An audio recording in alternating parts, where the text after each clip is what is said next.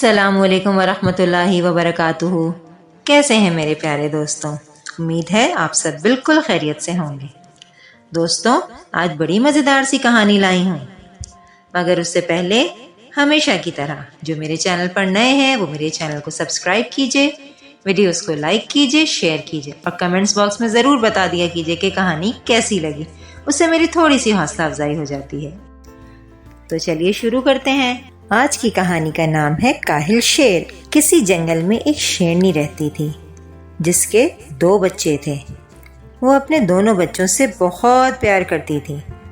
جب تک بچے چھوٹے تھے تب تک شیرنی روزانہ انہیں دوسرے جانوروں کا شکار کر کے لاتی اور خوب پیٹ بھر کر انہیں کھلاتی۔ پر جب بچے تھوڑے بڑے ہوئے تو اس نے انہیں بھی شکار پر لے جانا چاہا تاکہ انہیں بھی شکار کرنا آئے۔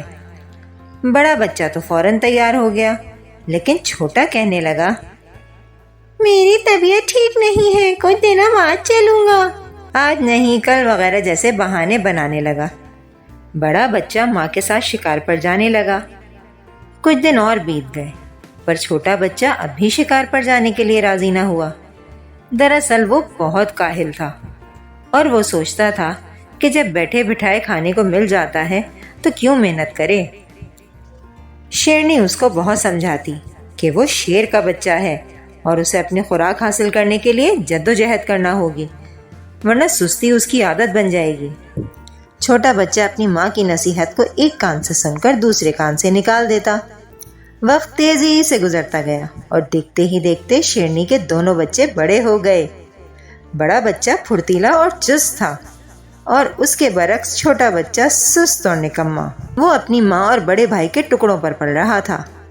ایک دن جنگل میں شکاری آیا اور اس نے شیرنی کو اپنی گولی کا نشانہ بنا دیا۔ بڑے بچے نے اس شکاری سے بدلہ لینے کی ٹھانی، مگر شکاری جنگل میں غائب ہو چکا تھا۔ بڑا بچہ اپنے بھائی کے پاس واپس آیا اور اس سے کہا، دیکھو بھائی، ماں کے بعد تم میرے اپنے ہو۔ ہماری اپنی کمزوری کے باعث ماں نے جان گنوا بیٹھی، اور میں ڈرتا ہوں کہ کہیں تمہاری سستی اور کاہلی تمہیں نقصان نہ پہنچا دے، اس لیے اب تمہیں سستی چھوڑنی ہوگی اور میرے ساتھ شکار پر جانا ہوگا۔ یہ سن کر چھوٹا شیر غصے سے دھاڑ کر بولا، تم مجھ سے حسد کرتے ہو، میری پرواہ مت کرو، مجھے خدا نے پیدا کیا ہے، وہی میری حفاظت کرے گا اور وہی مجھے رزق دے گا۔ اس پر شیر بولا، بے شک خدا رازق ہے، اس نے سب کو پیدا کیا اور وہی سب کو رزق بھی دیتا ہے، پر ساتھ ہی وہ یہ بھی کہتا ہے کہ تم محنت کرو اور اس کا پھل میں تمہیں دوں گا۔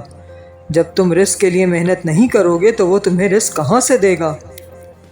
اس پر چھوٹا شیر بولا، مجھے یہ نصیحت دینے کی ضرورت نہیں، میں اپنا اچھا برا خوب سمجھتا ہوں۔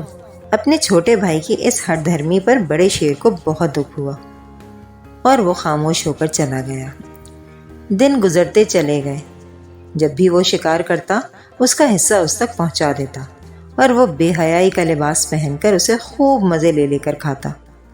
کچھ دن بعد بڑے شیر کے بیوی بچے ہو گئے۔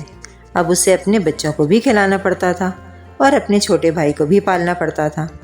چنانچہ کبھی کبھی اس کے ننھے بچے بھوکے رہ جاتے تھے۔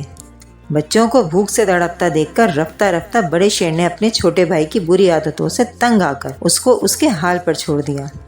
اب چھوٹا شیر بھوکا رہنے لگا۔ وہ کھا کھا کر سست ہو گیا تھا۔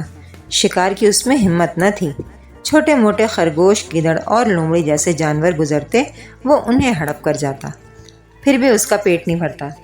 آہستہ آہستہ وہ کمزور ہوتا گیا۔ ایک دن بھوکا چوہا اس شیر کے پاس سے گزرا۔ اس نے شیر کو مردہ سمجھا اور اس کے کان کتر کتر کے کھانے لگا۔ پیٹ بھر کر چوہا خوشی سے اپنے ساتھیوں کے پاس گیا اور انہیں خوشخبری سنائی۔ وہ سب بھی نعرے لگاتے اس پر چڑھ گئے اور من چاہے حصے سے گوشت نوچ نوچ کر کھانے لگے۔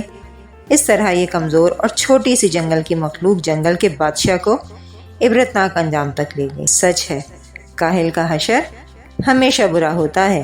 جی تو دوستوں، اس کہانی سے آپ کو کیا سبق ملا؟ ہمیں ہمیشہ محنت کرنی چاہیے اور محنت کر کے اپنے دم پہ، اپنے بل پہ کچھ نہ کچھ بننا چاہیے، نہ کہ ہمیشہ کسی کے سہارے کا انتظار کرنا چاہیے۔ اللہ تعالیٰ نے بے شک ہمیں رزق دینے کا وعدہ کیا ہے اور وہی رازق ہے، مگر اللہ تعالیٰ نے ہمیں یہ بھی کہا ہے کہ محنت کرو گے تو میں اس کا پھل دوں گا۔ تو دوستوں ہمیشہ محنت کرنی چاہیے اور کوشش کرنی چاہیے کہ کبھی بھی کسی پہ بوجھ نہ بنے۔ اپنا بہت خیال رکھیے گا، کمنٹس باکس میں ضرور بتائیے گا کہ اسٹوری کیسی لگی۔ اللہ حافظ۔